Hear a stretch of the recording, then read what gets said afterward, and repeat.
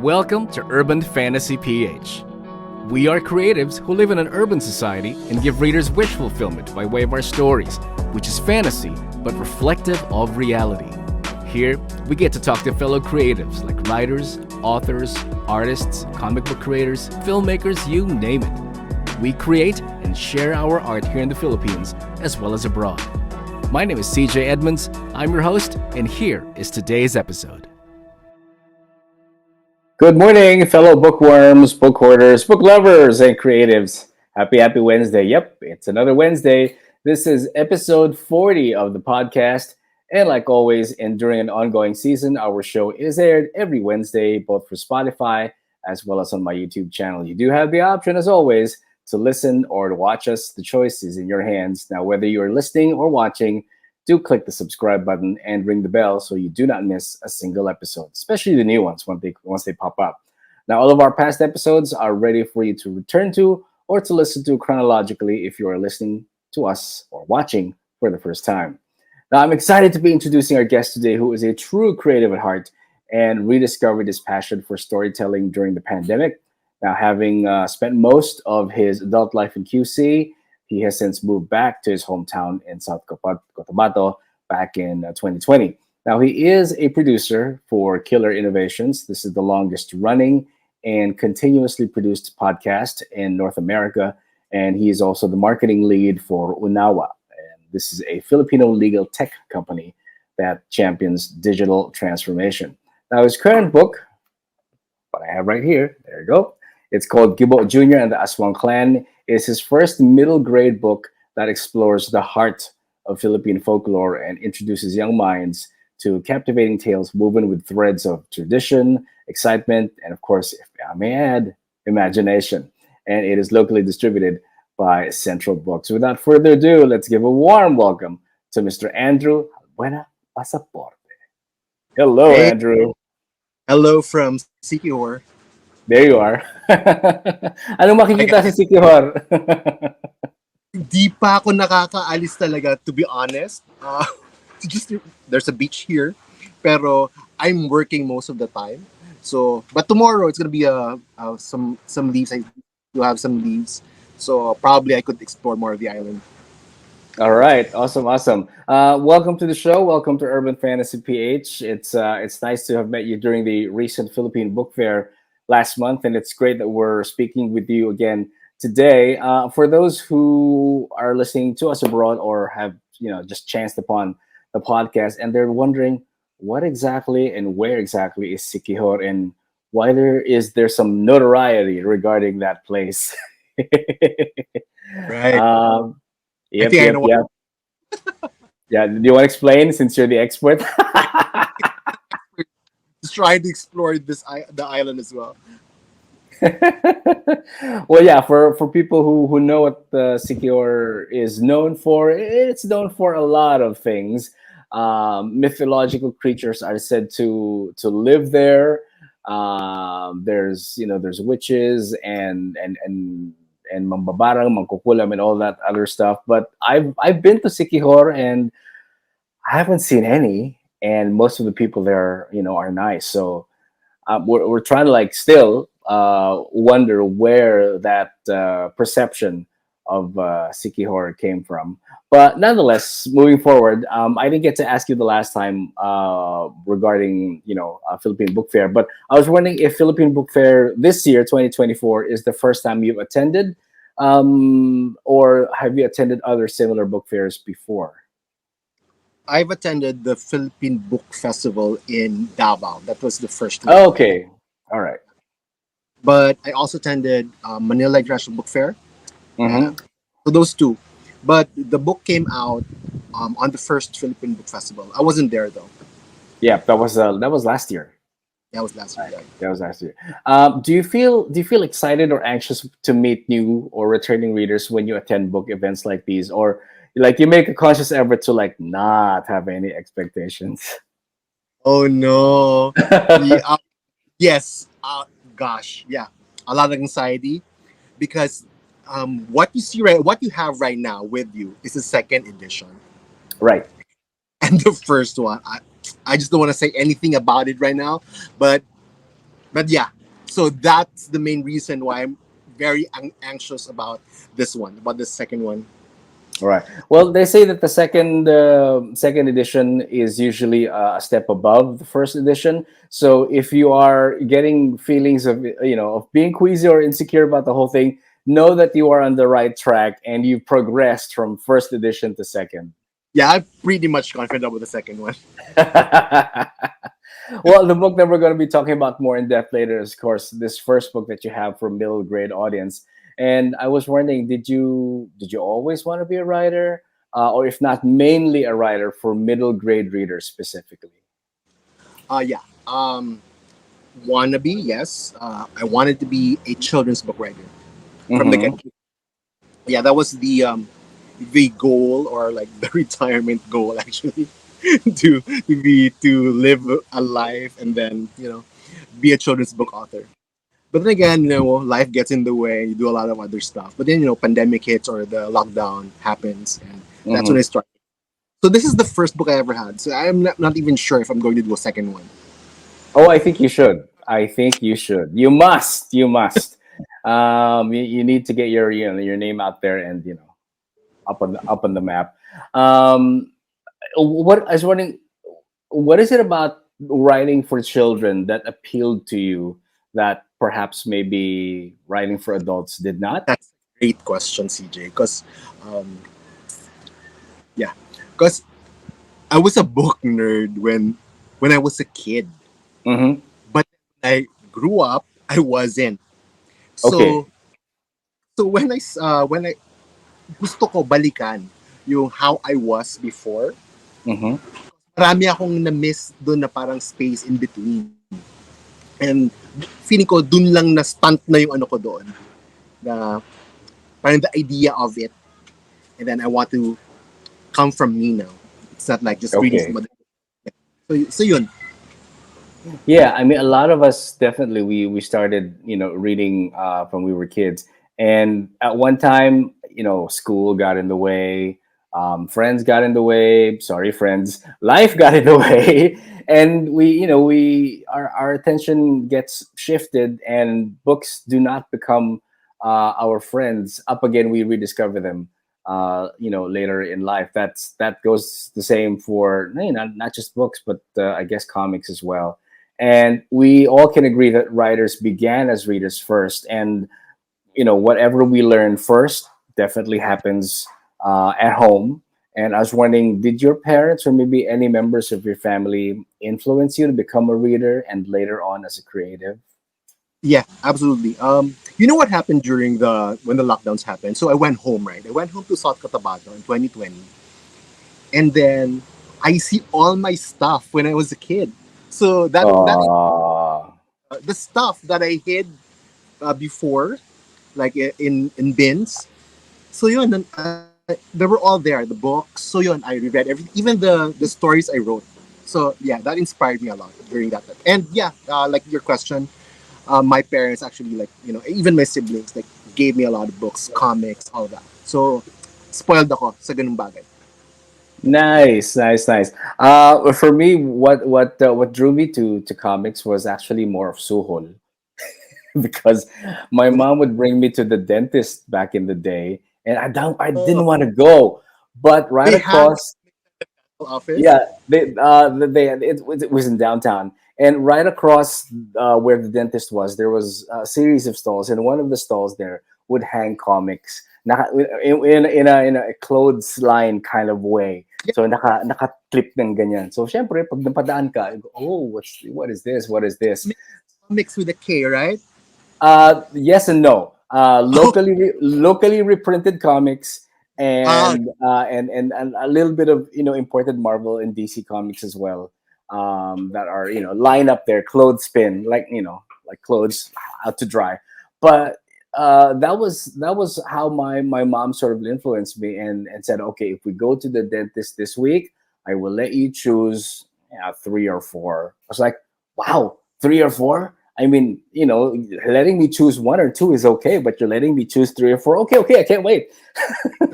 So that's how she would trick me to go to the dentist. So, ma, Looks like it worked. So kasalanan mo yan. And since we're sort of moving backwards on the timeline, I was wondering, is there anything that you read as a kid or young adult that sort of like sparked an idea in your mind and told you that I want more of this when I grow up? Or if not, at least planted the seed in your mind that it is possible to pursue it as a career? Pursuing it as a career, wala, none.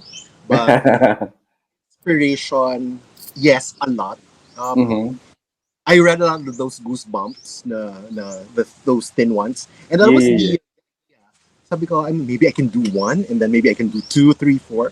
But then again, I just wrote and wrote, and umabot ng 50,000 words.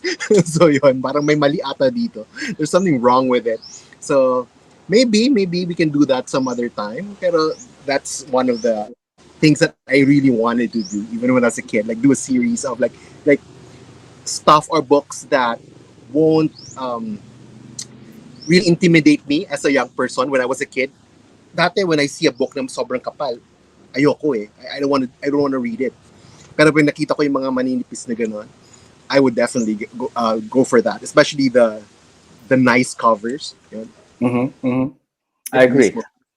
Nothing can be more off-putting for a kid or introduce a kid into reading than something that's at least digestible for them. And if you want to Oh, influence your kids into reading, you do not give them War and Peace agad agad, please. No. that's good.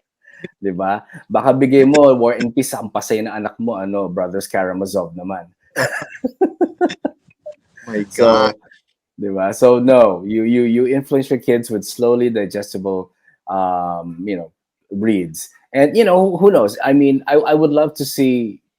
I would love to see you or any other creative out there, slowly get into that. Who knows? I mean, I might be talking to a future R.L. Stein right now, so who knows, 'di ba? Or well, Diba? that might be a good that might be a good idea. I want to be pressured As well. about that Wala right wala now. naman. Wala naman. So kung sa US may Goosebumps, ano naman yung kaya sa iyo Kilabot. Tapos yung ano yung, Meron yung na atang ganun Meron na ba Kilabot? for children, so that's good. Oh, for children. Oh, tapos yung font niya yung parang duguan, tumutulo. Okay, para hindi na masyado nakatakot, gawin mo na lang green, medyo Oh yeah, slimy. exactly. That's what they So do. yeah, That's para hindi really masyado. neon. Yeah. Yeah, neon green, right? Going back to the 80s with that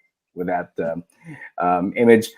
Speaking of career, we mentioned in the intro that you are a producer for Killer Innovations. Can you tell us exactly what is Killer Innovations, and as a producer, what tasks are incumbent upon you as a Grabe, producer? we're going to that now. But sure. I'm gonna share that. Killer Innovations is a show hosted by Phil McKinney. He was call that CTO of Mm-hmm. HP today, and after he retired, he produced a show. I mean, he wanted a show, and that's the show that I'm doing right now. So I've been with this show since 2016. It used to Mm-hmm. be a radio, a yeah, a syndicated radio show, but now it's just full podcast format. It's a technology innovation show. Basically, what he does is interviews like CEOs of other companies, as well as attend the tech fair during January. I forget what it's called. That one. See All right. something. Something. So let's say when Apple releases something, you guys get to cover it first, or you guys to try it out first, and review it through the podcast, something like that. Any uh, anything memorable so far in the years that you've been there that sort of like stands out? Maybe an interaction with a guest, or maybe something that must not be said, and it got leaked. There's a lot of those. I mean, not a lot of those recently, but when I started out, yeah, because what I do is I do the guest stuff, like Mm-hmm.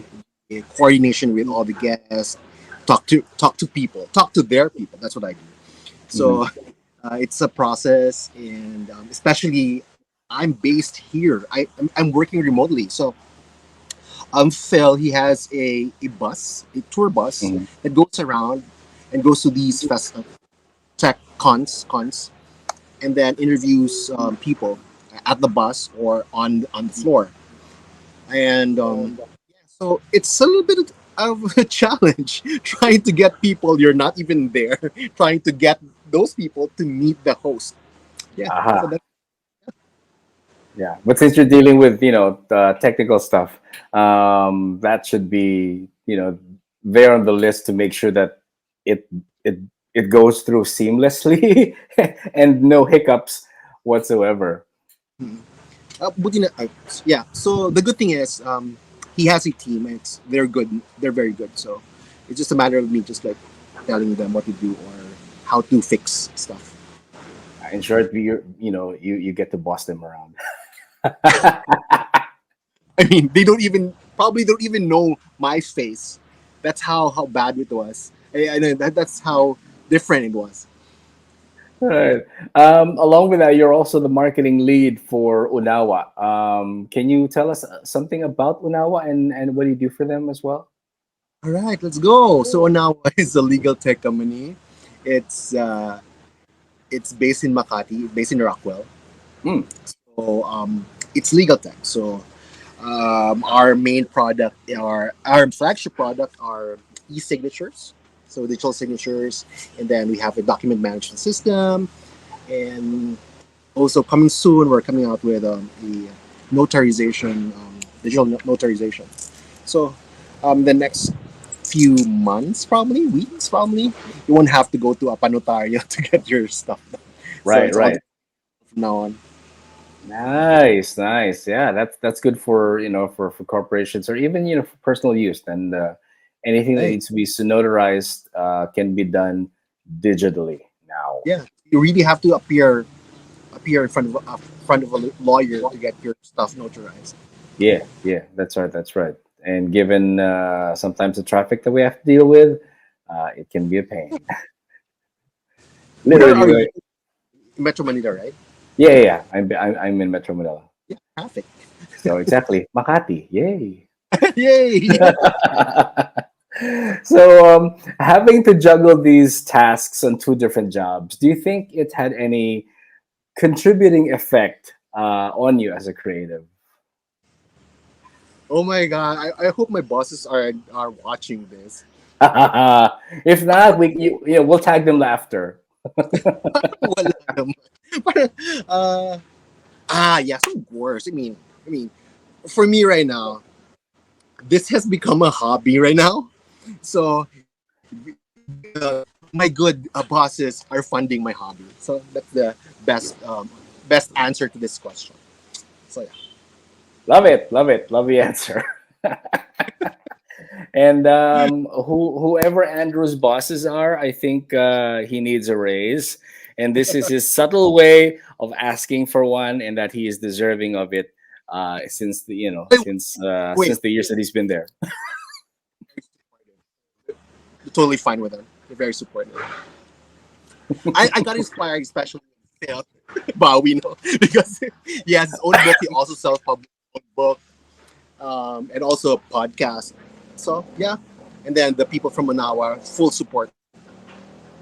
Great, great. It's so nice to have bosses like that who who support you and at the same time inspire you instead of like drumming things into and being a terror boss. Sometimes the opposite happens if you're a terror boss. So well, the reason that I asked that is because everybody is wired differently, and creatives are, well, we're innovators in our own right. We use the right side of our brains, while those who use the left side of our brains are more logical and more analytical. Do you think that in order to be a successful creative, a balance needs to be struck? Like an artist can pursue as much creativity as he wants, provided he does not, abandon uh, logic. What I'm getting at is that, unlike others, not all creatives can pursue their creative passion full time, while others do. And perhaps it's this I don't know, an inherent goal to create and maintain logic that makes a creative walk the middle road instead. Like pursue your passion and then at the same time you have a day job. Right? You said it exactly. Dami sinabi. Well, yeah. I didn't want to say anything because that's yeah, exactly. Diba? That's how it is. But these days more and more people do freelance, and usually back in our in our parents' age, when you say freelance, there's like freelance. There's no job security there. Why go through freelance? Parang nothing beats having to go to a 9 to 5 job, and you get your salary on the 15th or on the 30th or on the 25th, whatever, as compared to doing that. Do you think that perception still stands today, or it's slowly eroding away? If not, it has already eroded away. It's eroded. I started doing remote work in 2005. Believe that. So yeah. I came from a BPO when it started, and then I quit, and then oh my gosh. So and then I switched to doing remote work, and pagdating ng lockdown sa pandemic, everybody was going through that, diba? Yeah. And now you're not judging me right now, right? Because you're doing that too. But were judging me because I was a freelancer. I was doing remote work, and now you're doing that too. So, but yeah, but that idea, wala na. It's I feel that's eroded. It's eroded. Yeah, it's the norm now. It's a norm. 9 to 5s now. They tell their they have those work from home days. Right. I hear Exactly. Some offices do that. They have remote work from home. That is, maybe 2 days out of the 5 weeks that they need to be there, or vice versa. And what everyone doesn't really get on the middle road always, or if not from the get go, some discover it, early on, or if not, others choose to explore that fork in the road while taking the road not taken. Now, for us readers, we are glad that you have taken the road to writing your book, which is, again, let me show it up on the screen. It's called so I Gimo read Jr. and it's called Gimo Jr. and the Aswang Clan. Now, while the inclusion of that particular creature in a Philippine folklore sort of like clues us in on what the book may be about, but we'd like to hear it from you what the book is all about.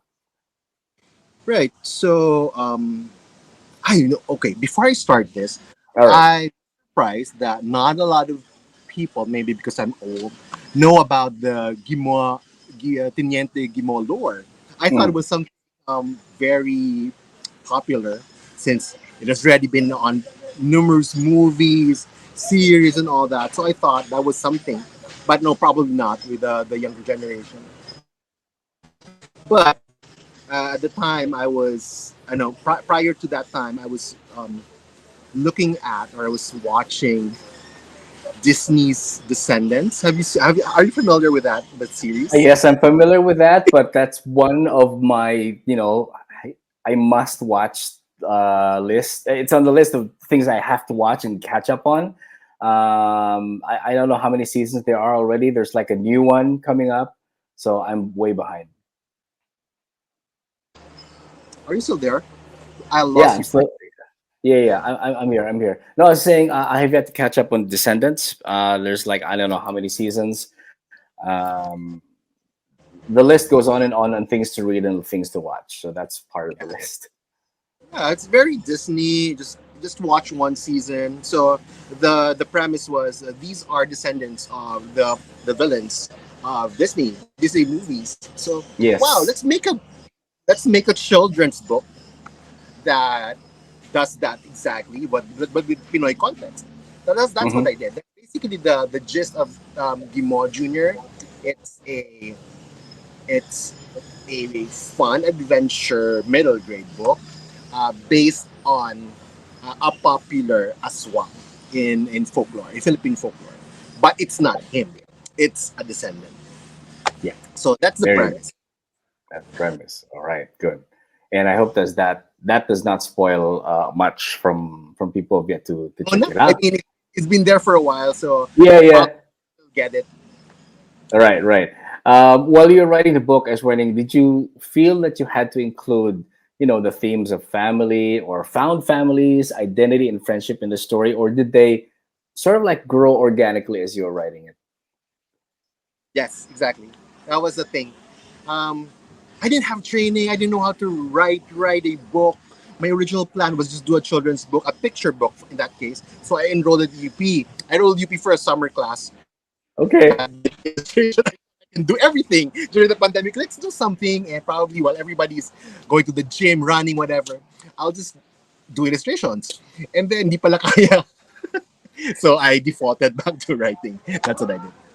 So yun, organic siya, Uh, and then just added stuff. And there was actually a comment about the book that, mhm. especially for purists of the whole folklore thing, na parang iba. Parang there's something wrong with this book, which is actually true. That was purely intentional. Na parang mishmash siya of other things, which that was very intentional for me. I want something that's really out of the box there. So yeah, Will a third edition probably, since you mentioned that you wanted this to be illustrated book from the start, will you probably include future illustrations and future editions? yeah. Not probably not this one because that's already done. But I'm working Mhm. on a second book. That's not really probably kind of related to this one. It's in the same universe, I could say. So this particular book, Gimo Jr., the illustration came from a good friend of mine who's an artist. And then when that came out, a lot of other artists wanted to to go back to be part of something like that too. So they all wanted to sabi nila parang maybe we can do a chapter each, like a graphic novel or something. Because the second book is it's called More Stories from Pinetown. So it's like different stories, like short stories. So Like an probably anthology. yeah, it can probably be a comics type or a graphic novel type. Nice, nice, nice. We can't wait for that one. That's the And difference. You can't just ask artists to be a graphic graphic artist or graphic. I mean, there's storytelling in comic books. So I don't know. I don't know yet. Maybe some photos or some images. I don't know. there is. Now you sort of like touched up on comics, and I asked this of someone before, and I sort of like um, I sort of like struck a chord when I asked this. Has the perception of comics being less literary than books? Do you think that concept has also eroded? Ah, Because that's as well. I mean, um, yeah, wala na rin yan. wala na yung ganun, Con- di ba? So I yeah, guess maybe for the previous generation, they feel, what, comics? But they're just picture books. They're not for you. Why don't mhm. you read serious books? The ones that have no pictures, the ones that have pure words, and you get to imagine the scenery and the setting for yourself. Hindi ako purist. I mean, yeah, do get everything.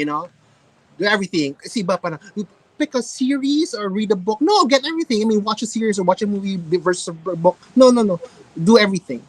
Oh, read Yeah, from an ebook, read from a physical book. Just do something. Be creative. I mean, be imaginative. right. I remember when ebooks first came out, they said, "Oh no, this is the end of print books. Ebook, wala na.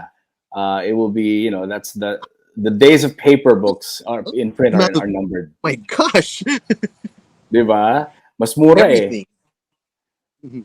Yeah, but now it's not. And Stephen King himself did say that it doesn't matter how you consume it or where you consume it, as long as you do consume content. It's just the delivery system that's changed, or if not added, and readers are given more options, diba? I mean, there was a debate like, oh, audiobook, how can that be an audiobook? It's not a book. It's something that you listen to.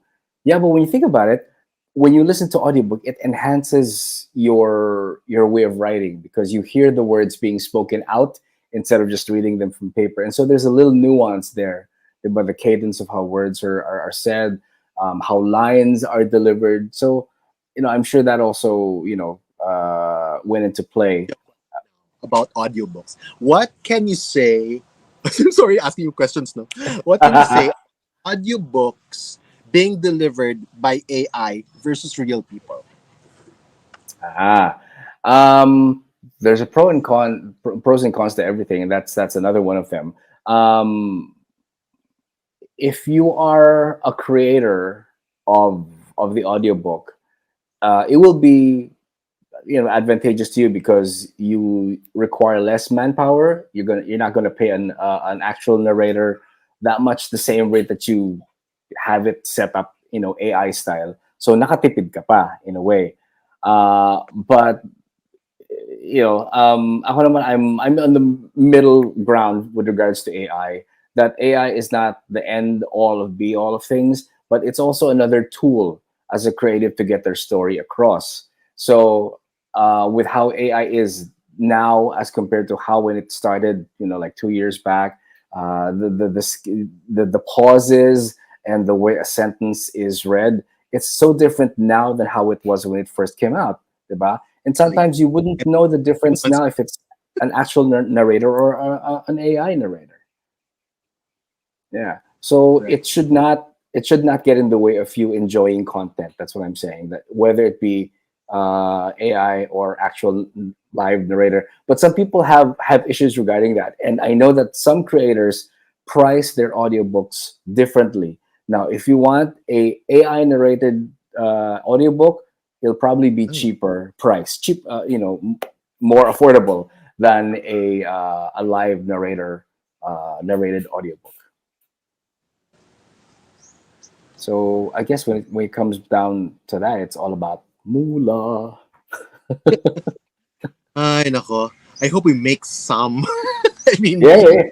Why? Hey, why not? Why not? I would love to to hear an audiobook of this one. That would be interesting. And if you need narrators, pwede sama makisama ako.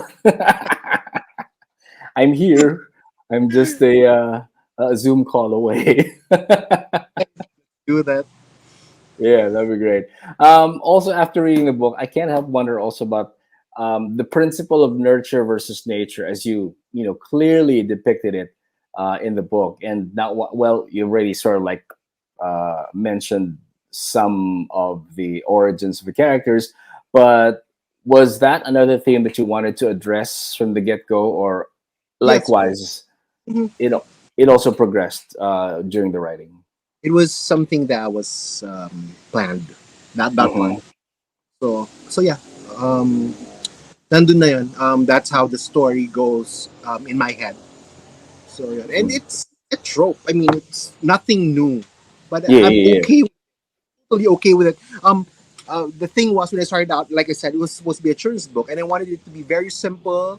The flow should be very simple, and it could be understood by like the ages that I target or the ages that I market it to. So yeah, Mhm. Yeah. Well, the book is written ostensibly to cater to the local market because it does involve creatures of Philippine folklore.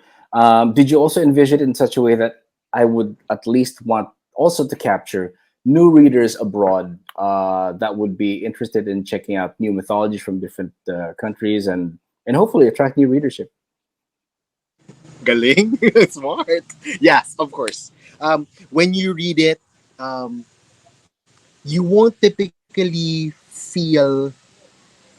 um, feel a specific location in the Philippines or anywhere specific. It's not an island. It's not a barrio. It's not even Metro Manila. Alam mo yon? Hmm. Parang Yeah, yeah, yeah, it just happens in some town na basta parang it has that feel. So yeah, of yeah. course, nasa utak ko na rin yan when I started building the concept. Right, it does. It does. Well, with stories like yours, and let's say Trece, of Myths and Men by Catherine De Losa, Jano Silang, The Awakening by Kadi Serafika, Balete Chronicles, and others, there seems to be a growing awareness as well as appreciation for stories about our own mythos and folklore. And I'm glad that there is. And we so need more stories like that. And I was wondering, why do you think there's a growing trend, or if not, I don't know, could we say that there's a movement to have more stories involving Philippine mythology? And is it just to introduce our world and our own mythos subconsciously to other people, or if not, it's also our way of trying to get to know ourselves Yeah. The last part, yes. Trying to better? get to know. Correct. And I mean ourselves, myself. I mean our Filipino culture. So, and I think that will be the perfect way to get into it, to bring in something familiar, but you're not really familiar about. Like Tiniente Gimo is really familiar now pala, which I thought it was. So yun, yeah. Tapos siguro I want to say something very controversial. Yeah, gaya-gaya. Diba? Diba? I mean, you are inspired by what you consume. So Yeah. yeah, fan of all those books that you mentioned. Almost all of those books you mentioned. Some of them may haven't really read them, but yeah. So wala naman sigurong movement. I don't think there's some movement to like push that. It's just that marami lang talaga interested. Um, like just Facebook groups. When you Yeah. see Facebook groups, um, what I do, I'm a marketing guy, right? So what I do, I go into these groups, and one of the bigger groups versus book groups are the folklore groups. So yeah, so you know that Mm. met, but people are a lot. There's a lot of interest with it. And that goes from from older people to the older generation hanggang sa pinakabata like Gen Zs. So yeah, Well, it's good. And we're happy that there is that sort of awareness building, and the tides are changing, and of course, syempre, who else better to learn about ourselves, or about our own culture, if not us, and to talk about it. And they say that authors also write about their own life experiences, be it about theirs or involving other people. Um, did you perhaps base the characters on people you know, or is that a secret we should keep between us? um, sort of yeah, of course naman talaga. I mean, not every character, but yeah, of course, meron talaga yan. I mean, they are inspired by people in my town, Aha, and some are okay. even named the same as the people from my town. So yeah, and the location. I mean the how I describe some of the things that go gone over there. Hmm. So yeah, that's a like a depiction of where I live. So far, wala pa namang aswang sa Cotabato, no? Ayun na nga. that, that's an actual a cheese meats. And I'm not making this up because of the book, huh? This is way Mm, back when I was a kid. That mm. the descendants of the famous Teniente flee to the next town where I live. So that was his thing. That was his, Aha. yeah. Ayos. I mean, you can research all you want because you moved there already. So yay, yay, yay, yay. Does that mean that while the book does resolve the problem at hand, will we see future adventures from Gimo and the gang? Gosh, the signal wasn't good. What was the question?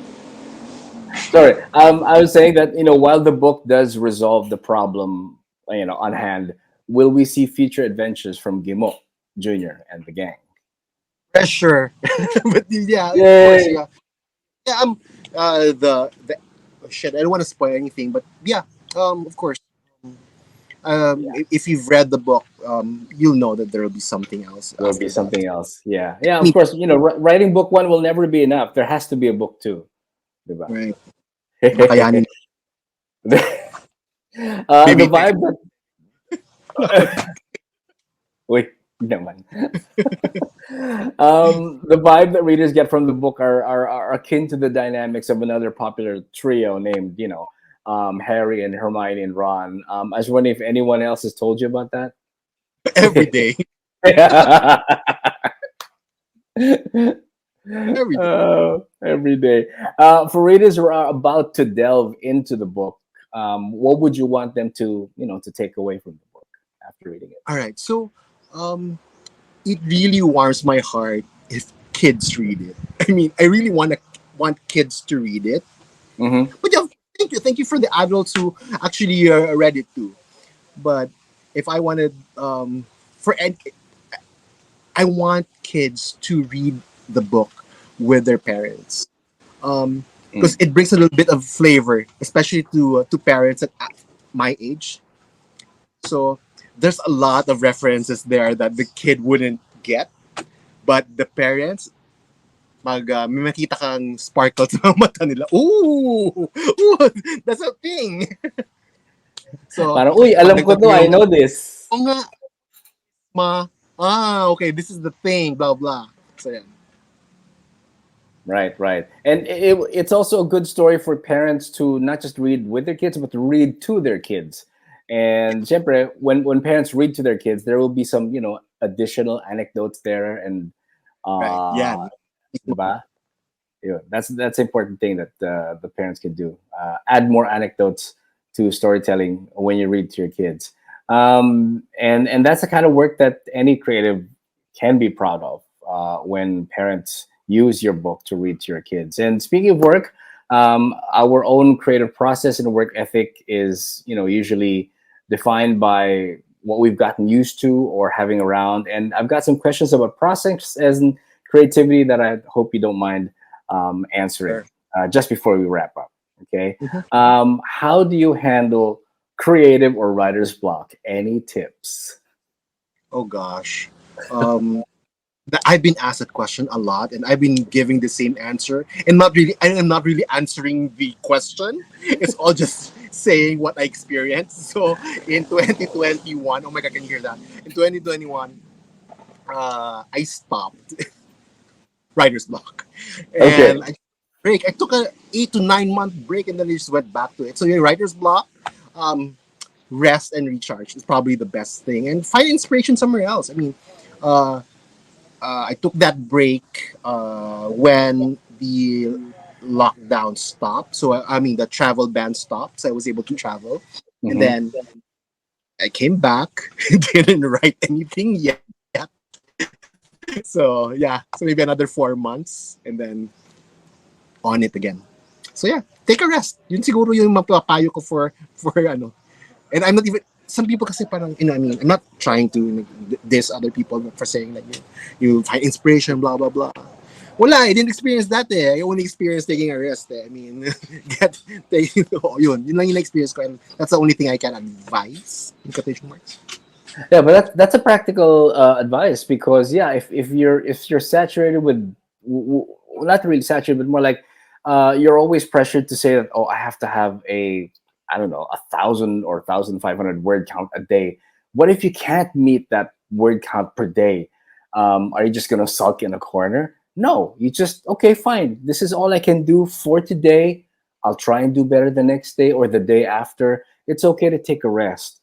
So Right. you have to, diba? We're not machines, we're people. Yeah. So So what I was saying, so when I see like fellow authors like um, putting their number of words. They put it on their social media. Like I'm on 2,000 words a day, blah blah. I get really anxious about those, and I mute them. I mean, I don't want to see those. Yeah, true. That's it. I, But you know what? Evidently, as a creative, you'll discover the number of words that work for you, diba?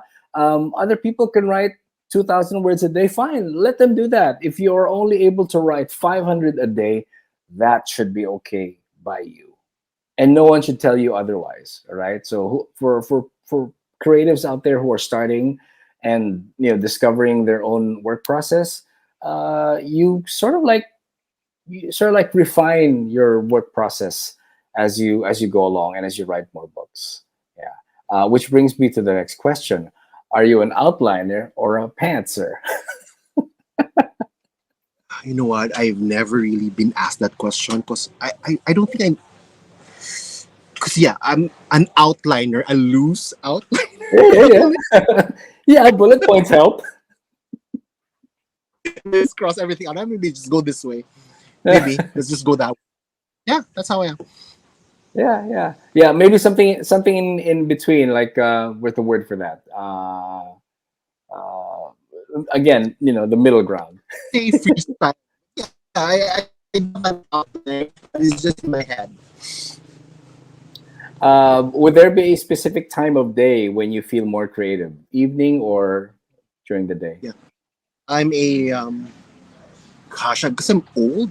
I used to have like that 3 a.m. kick, Mm, 2 ish, and that's where I get focus at 2 to around 4. But now because of now work gets in the way, I have to like get some rest before midnight. So yeah, right, right. Yeah, 3 is good because no distractions whatsoever. So that'll be a good time to be creative. And sometimes, minsan, patulog ka na. Kung kailan ka na matutulog, that's when the ideas come in. So like, oh, that's, ay, or even I have to stand up, like already like lay down and then I have to stand up and say, I thought of something before I lose that thing in my head. I'm just gonna write it down. yeah, or Write it down. type it on your cell phone. Yeah, that's why I have notes on our cell phone. All right. Any rituals before you write? Some people play music. Some people light a candle, incense. I start with yeah, but people know this about me. I listen to AM radio. I love Okay. AM radio. Pinoy AM radio. I start with that. But back in the day, there were I love those late night AM radio ones. These are the manghulas, Yeah. the horror stuff that comes out at around midnight and then until the 2 a.m. Those Yeah. those are the Johnny stuff that Midnight. those are the shows that I listened to back in the day. But now wala na. So what I do lang is just I listen to a bit and then I stop and then I start to do all my shit, all the creative things. Nice, nice. You sort of like touched on what you're working on, which is an anthology of stories within Pinetown. But apart from that, anything else in the pipeline? Wala, nothing. I'm so sorry to tell you guys, I have nothing yet. Uh, I have something in my head, but nothing yet. I mean, Nothing. I've But been anthology, so let's just focus on that first, and then let's move on to some other things. awesome, awesome. Where can they get copies of the book? Oh yeah, so at Sandal Books, of course, they have branches in Metro Manila and Cebu and Davao. Also at Fully Book. Now it's at Fully Book. Thank you so much to Kat for giving me a referral over there. And then yeah, it's also available actually via Amazon and other retailers. Nice, nice. If they want to know more about you or what you do, where can they follow you on social media? All right, please follow Andrew Jalbuena Pasaporte. That's for almost all of my social media. So Twitter, sorry, just X, Facebook, Instagram, and TikTok. All right. I still refer Twitter to as Twitter. I can't bring myself to call it X. It's like, no. Yeah. No, no, no. Twitter will always be Twitter. But that's it. That is a wrap for today. Andrew, thank you so much for your time and for joining us today on this episode. And I wish you all Fun. the best in your future writing endeavors, more anthologies, more kid adventures, and may you always be given the chance to impart your experience and wisdom to other creatives out there. And that's basically why we do what we do here in the podcast, is to pay it forward. Thank you to Spine Books for your support since day one. Also to our new friends over at Nerd Nibbles, of which you can follow them on Instagram, especially if you like mushroom flavored chips. And if you are creative, you'd like to be featured on the podcast, simply email. That's urbanfantasyph@gmail.com. And if you want to know more about what I do, feel free to just check out cjedmunds.com on Facebook, Instagram, and Threads. So until the next episode, enjoy the rest of the week. I will see you in the next one. Indie Creatives Unite. Keep creating, keep writing, and we will keep reading. Stay creative. Namaste. Thank you. That was another episode of Urban Fantasy PH. Join us next time as we feature another creative soul who wants their art to be seen, heard, and shared. If you have your own work to share, just email us at urbanfantasyph@gmail.com. Till the next episode, this is independent author, singer-songwriter, radio personality, voice actor, and fellow creative, CJ Edmunds, reminding you to always listen to your heart, create with your mind, and share with your soul. Goodbye, everybody. Namaste. Blessed be.